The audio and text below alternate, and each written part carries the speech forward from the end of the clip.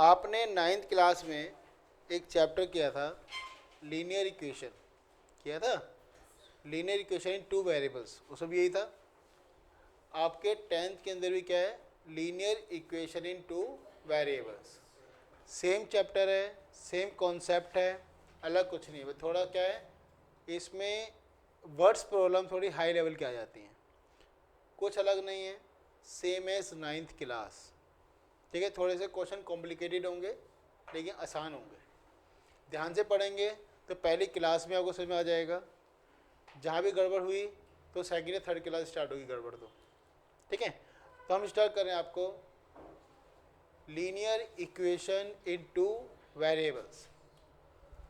इसमें एक वर्ड आता है लीनियर। लीनियर का मीनिंग क्या है? लीनियर को अगर डिवाइड करें, ये वर्ड बना है लाइन से। किससे बना है? लाइन से। Linear equation means those have degree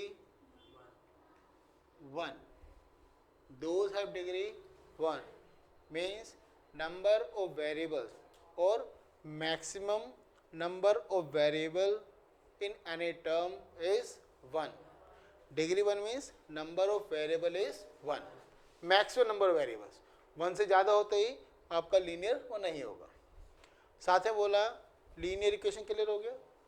equation तो आपको पता ही होगा, इक्वेशन क्या होती है? Those have two sides, left hand side and right hand side, both satisfied each other. दोनों एक दूसरे क्या करती हैं? सेटिस्फाई करती हैं। लेफ्ट के अंदर वैल्यू पुट करोगे तो राइट के इक्वल आएगा, राइट के अंदर पुट करेंगे तो वो लेफ्ट के इक्वल आएगा। ये तो होता है equation. Linear, those have degree 1 in two variables. Two variables means any two variables, x and y, z and w, p and q, ठीक है, s and t, कुछ भी रख सकते हो, u and v, आप कोई भी टू वेरिएबल इसके अंदर आप पुट कर सकते हैं। कॉन्सेप्ट क्लियर है? नाइन्थ में वन वेरिएबल भी थी, linear equation in one variable. Tenth में क्या है? Only linear equation in two variables. अब लीनियर इक्वेशन हो गया, वर्ड किससे बना है? लाइन से। लीनियर इक्वेशन में एक रिलेशन होगा टू वेरिएबल्स के बीच में। For example ax plus by plus c equal to 0। इसको बोलते हैं स्टैंडर्ड फॉर्म। क्या बोलते हैं? Standard form of linear equation, where a is coefficient of x, b is coefficient of y and c is constant value। Concept clear हो गया? ये आपका दो वेरिएबल के बीच में रिलेशन है। अब x एंड y है क्या? आपने एक कार्टेशियन प्लेन के बारे में सुना होगा। कौन सा प्लेन? Cartesian plane. सुना एक वर्ड? कार्टेशियन प्लेन के बारे में आपने सुना होगा। कार्टेशियन प्लेन में आपकी टू एक्सिस होती हैं, x axis and y axis. Cartesian plane कोई प्लेन है, उसके दो एक्सिस होंगी, इसको बोलते हैं 2D फिगर्स। क्या बोलते हैं? 2D फिगर्स में दो ही एक्सिस होती हैं, एक होती है एक्स एक्सिस, सेकंड होती है हमारी वाई एक्सिस। ठीक है, और जहाँ पर ये दूसरे को इंटरसेक्ट करती हैं that is called origin, denoted by O, and both are perpendicular to each other. ये कॉन्सेप्ट क्लियर हो गया? ओरिजिन, ये आपकी ओरिजिन से राइट में पॉजिटिव, ओरिजिन के अपर पार्ट में पॉजिटिव, राइट में एक्स एक्सिस, अपर पार्ट में वाई एक्सिस। एक्स के अपोजिट डायरेक्शन चला गया, नेगेटिव साइन आ जाता है। Negative sign shows the opposite direction, means negative x axis, y के opposite negative y axis. Concept clear हो गया? अब जहाँ पर दोनों एक्सिस एक दूसरे को इंटरसेक्ट करेंगी यहाँ पर हम एज्यूम करते हैं value of x and value of y both are 0 0 0। अब इसमें आ गया आपका 0 एंड 0। क्लियर? हमने बोला एक वैल्यू एक्स एक्सिस 0 है, एक आपकी वाई एक्सिस 0 है। कौन सी वैल्यू एक्स एक्सिस में आएगी? It is x, it is y. Value of x is called abscissa, ठीक है। Value of y is called ordinate. Clear? And complete value called coordinate. Concept clear हो गया? जब दोनों वैल्यू आप साथ साथ पुट करेंगे A and B, A is abscissa, B means ordinate, इसको बोलेंगे हम कोऑर्डिनेट। कॉन्सेप्ट क्लियर हो गया ना? ठीक है। तो ओरिजिन में एक्स भी 0 है, वाई भी 0 है। आप यहाँ पे चलते राइट में, आपने एक पर्टिकुलर गैप पर एक पॉइंट लिया, तो सेम गैप पर आप बाकी पॉइंट भी डिनोट करेंगे, ठीक है। It is 1 2 3, it may be 5 10 15, it may be 10 20 30, it may be 100 200 300 so. But depend करता है सबके बीच में गैप आपने कितना लिया है। या आप सेंटीमीटर गैप ले सकते हो, आप इंच का गैप ले सकते हो। अगर आपने पॉजिटिव एक्स एक्सिस में इक्वल गैप लिया है, सेम गैप आपने यहाँ पर लिया है, यहाँ पे गैप अलग नहीं होगा, ठीक है। और यहाँ पर जो 1 2 3 शो किया है, इसी गैप पर भी 1 2 3 शो होगा विद नेगेटिव साइन। 5 10 15 शो किया है, -5 -10 -15 शो करेंगे। और शो किया है -10 -20 -30 शो करेंगे। और शो किया है -100 -200 -300। ऐसे आप पॉइंट को शो करना शुरू कर देंगे। अब बात आती है कि हमने यहाँ पर जितना गैप लिया है, क्या यहाँ पे उतना गैप लें? वाई एक्सिस पे आपकी मर्जी होती है, लेफ्ट और राइट में सेम गैप होना चाहिए, इसमें आपकी मर्जी है। वह अपने हिसाब से चलना चाहता है, लेकिन हम क्या करते हैं आसान करने के लिए, हम सेम गैप लेते हैं। ये तो आपको क्लासेस की है कि आप क्या गैप ले रहे हैं, फिर समझा दूंगा। ये 1 का गैप आ गया, ये 2 का गैप आ गया। क्या हो सकता है? 5 10 भी हो सकता है, 10 20 भी हो सकता है, 100 200 भी हो सकता है। सेम गैप पर -1 भी हो सकता है, -2 भी हो सकता है। कॉन्सेप्ट क्लियर है? कोई डाउट तो नहीं है? अब इसमें एक चीज़ और बताना चाहता हूँ।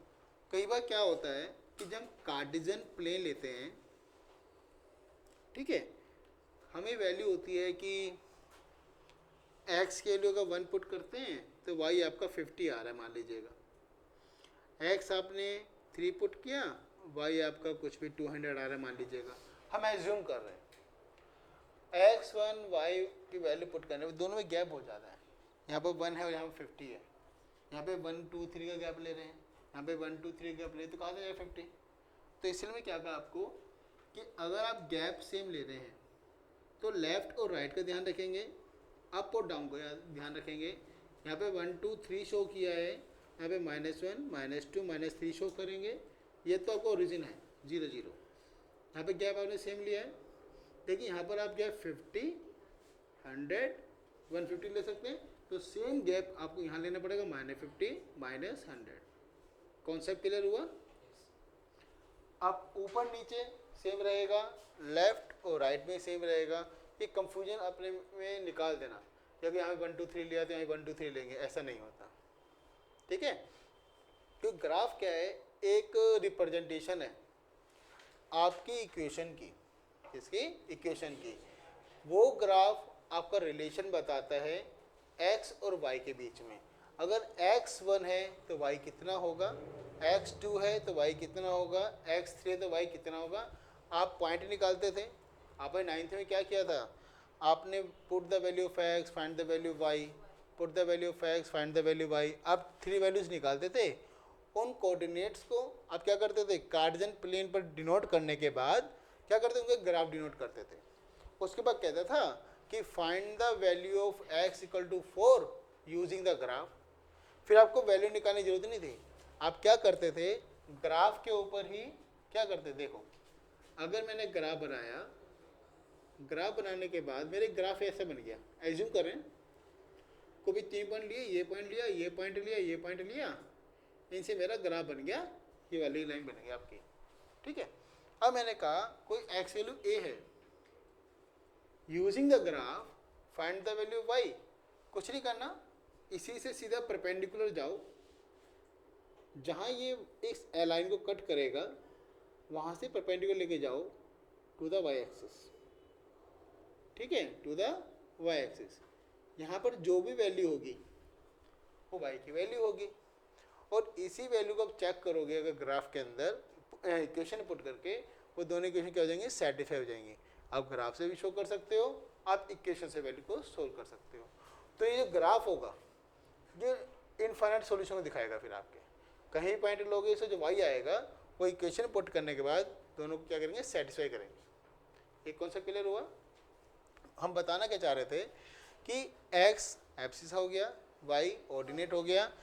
जब हमने एक ग्राफ बनाया, ग्राफ के अंदर डिफरेंट टाइप के पॉइंट्स हमारे पास आए, पॉइंट आने के बाद हमें x की वैल्यू 1 आई, y की वैल्यू 2 आ गई, एज्यूम किया, हम x से 1 के पास गए, 1 ने कहा 2 के पास जाओ, हम 2 के पास गए, सॉरी 1 के पास नहीं 2 के पास जाना है, हम गए 1 के पास, 1 ने कहा 2 के पास जाओ, 1 के पास गए, 1 ने कहा 2 के पास जाओ, हम 2 के पास चले गए। तो मेरे पास क्यों आए हो, 2 के पास जाओ। हमने कहा भाई हमें दोनों चाहिए, हम 1 पे पहुंच गए, 2 पे पहुंच गए। हम ऐसी जगह पहुंचे जो 1 के पास भी पहुंच रहा था और 2 के पास भी पहुंच रहा था। कॉन्सेप्ट क्लियर हुआ। ऐसे ही हम पहुंचे x0 पे, क्या 2 के पास जाओ, ठीक है भाई, हम भी पहुंच गए। हम इतने शरीफ हैं, हम पहुंचेंगे x के पास से, क्या करें, आधे से मजबूर है, दोबारा पहुंच गए हम x के पास 0 पे। भाई 0 कह रहा मेरे पास क्यों आए हो, 2 पे जाओ, ठीक है भाई, हम 0 पे तो आ गए, क्या 2 पे जाओ, ठीक है पहुंच गए, ठीक है। लेकिन एक समझदार व्यक्ति मेरी तरह था, उनने कहा ये पॉइंट इसके पास जाओ।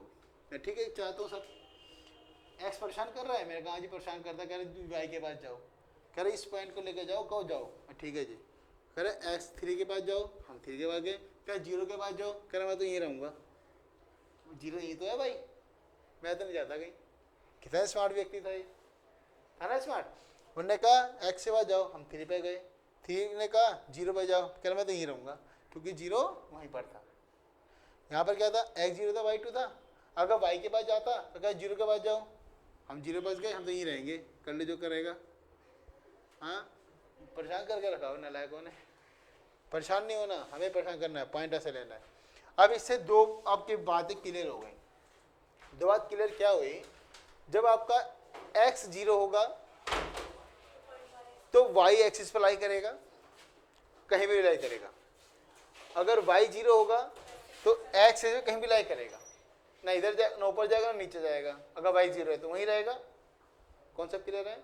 If abscissa is 0, then coordinate lies on y-axis. If ordinate is 0, then point lies in x-axis. कोई डाउट है? क्वेश्चन क्लियर हो गया। अभी तो बात ही कहानी कहाँ खत्म हुई है, हम तो बात की बात निकाल रहे हैं। एक बात ये रह गई कि मैं लाइन क्यों बोल रहा हूँ बार बार, इससे नहीं हटना, मैं तो रहूँगा लाइन पर ही। उन्होंने कहा आपके पास लीनियर इक्वेशन है और लीनियर वर्ड बनाता लाइन से। ऐसा क्यों बना? इसलिए बना, ये कहता भाई साहब आपके पास इक्वेशन दिनों ने ax प्लस by प्लस सी, एक इक्वेशन आपके पास है। इस इक्वेशन के अंदर हमने क्या किया कि आप इसके अंदर वैल्यू पुट करो, x वैल्यू पुट करो तो y आएगा, y पुट करोगे तो x आएगा। आप 5, 6, 7, 8 जितनी वैल्यू को पुट करनी है पुट करो। एक ने 2 वैल्यू पुट करी, एक ने 3 वैल्यूज पुट करी, एक ने 4 वैल्यूज पुट करी, एक ने 5 वैल्यूज पुट करी। सेम इक्वेशन थी।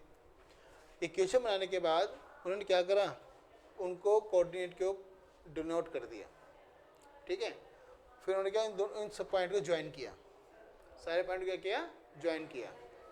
अगर वो पॉइंट इस टाइप से आते, एक पॉइंट ये आगे, एक पॉइंट ये आगे, एक पॉइंट ये आगे, एक पॉइंट ये आगे, ठीक है, तो हम ज्वाइन करेंगे तो ऐसा आएगा, ऐसे आएगा, ऐसे आएगा, ठीक है।